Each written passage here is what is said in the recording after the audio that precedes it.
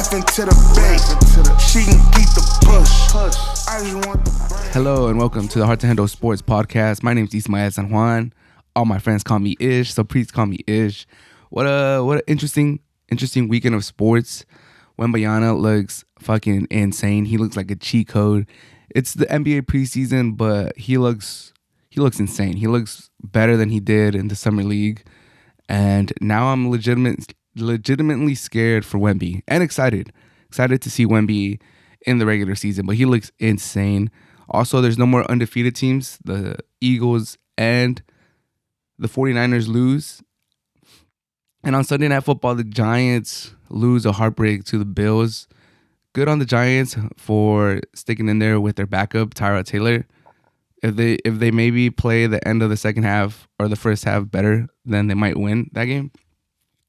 But the sad thing for the Giants is that they kind of look better with Tyrod Taylor than with Daniel Jones. So we'll touch on that. We'll touch on Wemby. We'll touch on the Eagles and 49ers losing yesterday. No more undefeated teams in the NFL. And we'll also touch on the Giants versus Bills on this episode of the Hard to Handle Sports Podcast. Let's get started. First and foremost, have you guys been watching the NBA preseason? I've been getting a little feel of the NBA preseason. I think yesterday was the first time that we saw Giannis and Lillard on the court at the same time. So, there's been some interesting stuff going on in the preseason. I normally don't watch it too much just because it is the preseason. It's almost like the NFL. Whereas the preseason matters very little, even though it does warm up the teams. But even if you go undefeated, it doesn't really mean anything. Kenny Pickett looked like the next big thing at quarterback in the preseason, and he's looked all right in the regular season, but definitely not as good as he looked in the preseason. So anything you see in the preseason, you gotta take it with a grain of salt. But what I'm seeing from Wemby, oh my god, what I'm seeing from Wemby is insane. All that potential that people were talking about, I kind of saw it in the summer league, but not to the extent that we're seeing it in the preseason. My dude is doing Euro steps. My dude is dunking on people. My dude is asking for a lob from the 3-point line. This dude is insane. I think the play that scared me the most was when he's dribbling on the right side. He's not even looking at the court. He's running left and he just fades away and swishes it. That was nasty. At 7'4", at 7'5", that's a cheat code. That's insane. You can't stop that. And he looks like he's getting a feel for the NBA now. The scary thing is, my fear is that he kind of has that Luka impact right away, where he starts thinking that the Euro League was a little more difficult than the NBA, which is what kind of Luka has said in a couple of times. He's like, the defense is much harder over there than over here. It's easier to score in the NBA. People heard that and they got up in arms, the NBA is the best league in the world. How could you ever say that? But there might be some validity to it. The NBA rules have been changing over the last 10, 20 years for the offensive player, for someone to be able to get their bucket, for no more hand checking, no more the 3-second rule. I know in Europe, something like that, they're able to stand under the hoop more, if I remember correctly, or the international rules. So if Wemby starts feeling that way soon, it's done. Where he's oh, dude, why am I even tripping about the NBA? It's easier to score over here than it was in the Euro League. If he starts feeling that, if he starts getting that type of confidence in the NBA with how he's moving with his dribbles, it's GG's, man. It's over. It's bad for the league. Just looking at the preseason games, watching some of his highlights, dude looks nasty.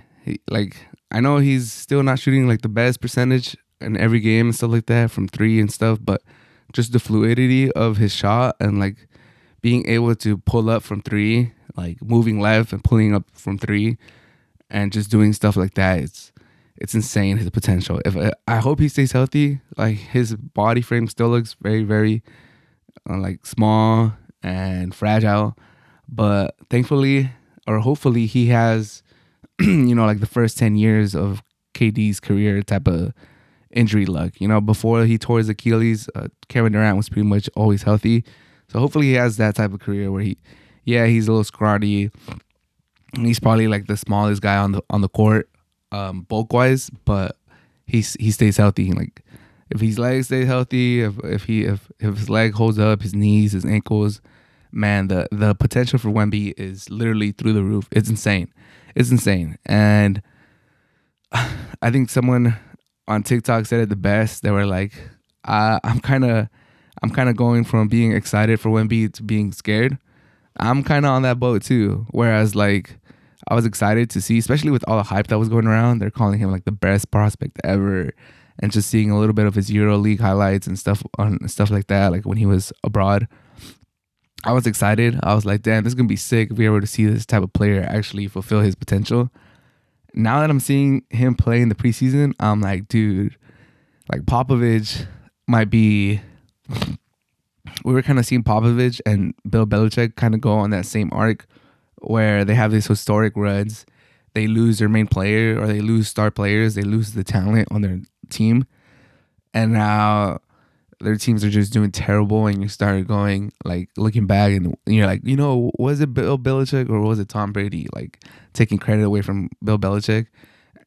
Popovich was going on that same route where it's like, damn, was it really Pop or did Ginobili, Parker, and Tim Duncan carrying that team for the longest, and then for a little bit Kawhi Leonard? Was it them or was it Pop?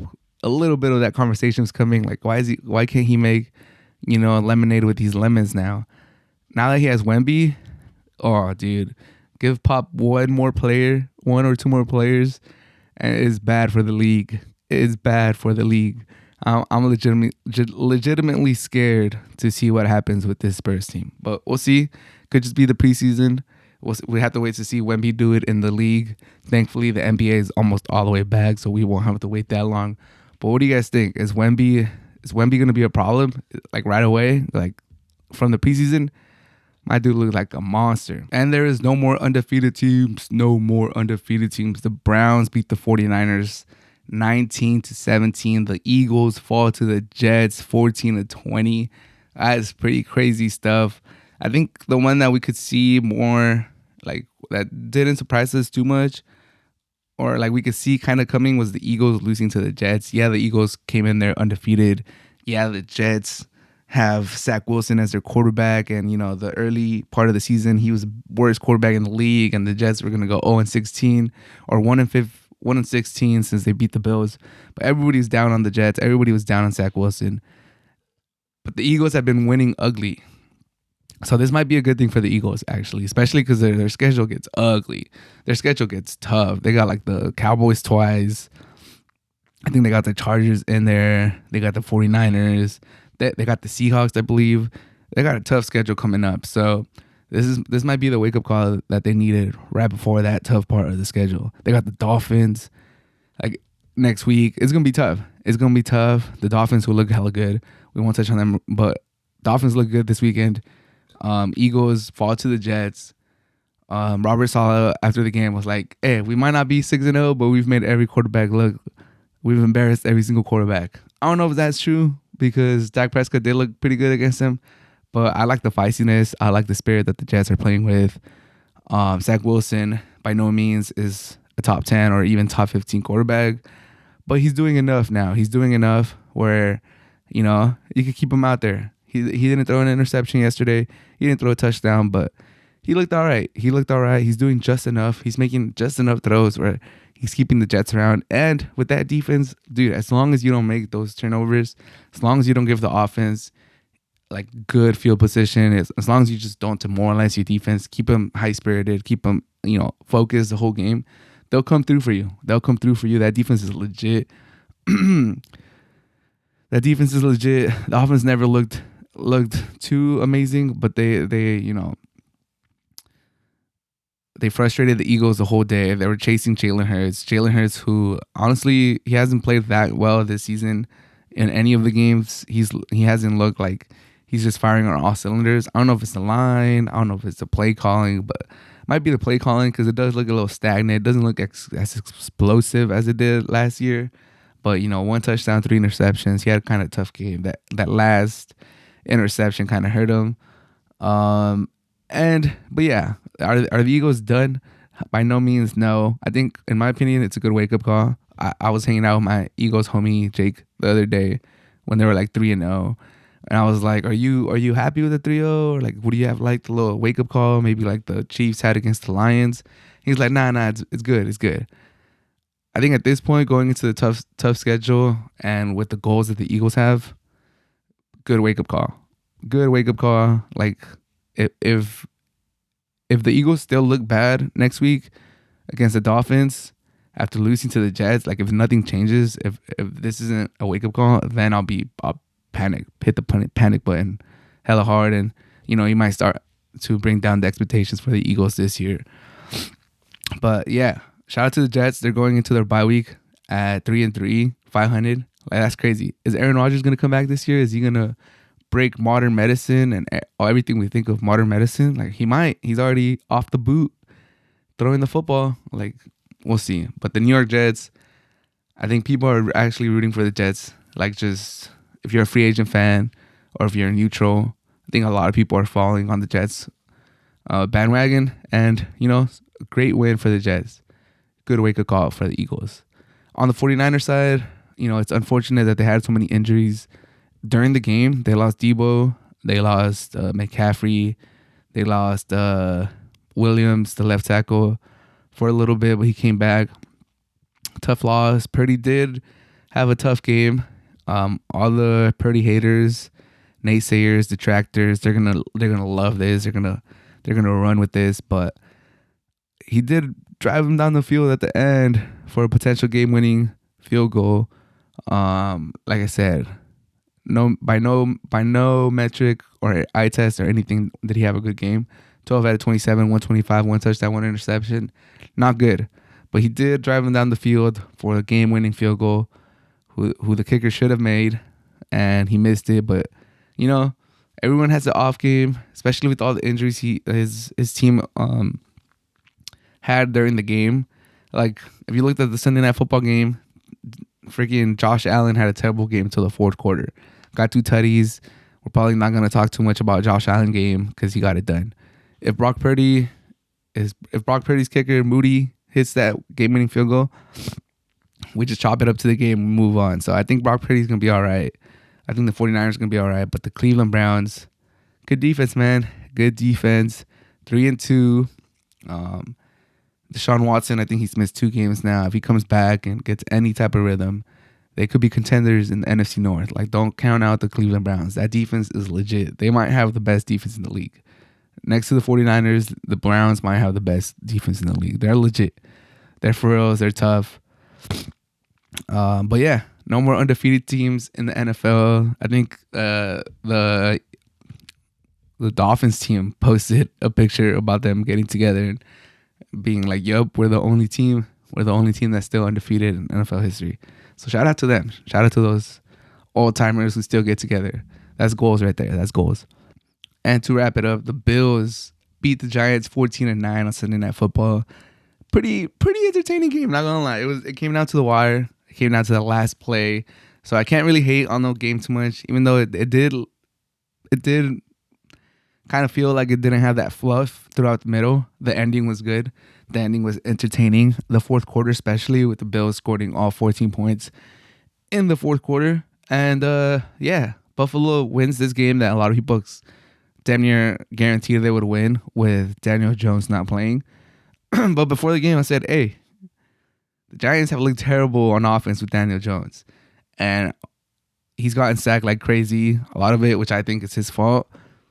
So let's see how they do with Tyrod Taylor. Let's see how they do. And to a lot of people's surprise, 3 sacks allowed by the Giants with Tyrod Taylor as a quarterback. It could have been more. I think people expected more with the injuries on the line for the Giants and them losing their left tackle during the game. But it just goes to show, like, sacks don't tell the whole story. Like, yeah, people are saying Daniel Jones has gotten sacked this many times. There's even that image comparing it to Andrew Luck, start of his career, how many times he got sacked, and Daniel Jones blows him out of the water. Like, he's gotten sacked way more times. But I saw someone online say this, and I think that's the perfect example. Like, we all saw the Super Bowl of the Chiefs versus the Bucks, and Mahomes was running for his life the whole time. And, if you think of that game, you're like, damn, that line got destroyed. That was like one of the worst line performances if we've seen. Mahomes never had a chance. It's true. Like, they were injured, and the defensive line, middle linebackers or outside linebackers for the Bucs were on a sick one that day, and they're good in of themselves. They only sacked him 3 times. Even though they were pressuring him like crazy, it's because Mahomes is smart and he throws the ball quick. He could shift his protection. He does a lot of things that you don't see in the stats to prevent himself from getting sacked, or at least showing it on the stats. Daniel Jones is the opposite. Like, he'll eat a sack with nobody. Like, he'll eat a sack for fun. Like, he has a chance to throw it away. He has a hot read. He'll just eat the sack. He'll just take it. He'll just put, bad down in distance. And like little stuff like, oh, dude, like, the safety's in the box. Let me audible out of this running play into, like, just stuff like that. Oh, now I see one-on-one matchup. Like, let me not keep this running play in here. He keeps the running play. They lose 2 yards. Now they're like on 3rd and 14. Easy for the defense to just send the dogs out to get him. Stuff like that. Like, dude is not too smart, in my opinion. So Tyrod Taylor, in my opinion, looked better. It sucks for the Giants because they're paying Daniel Jones like $40 million a year.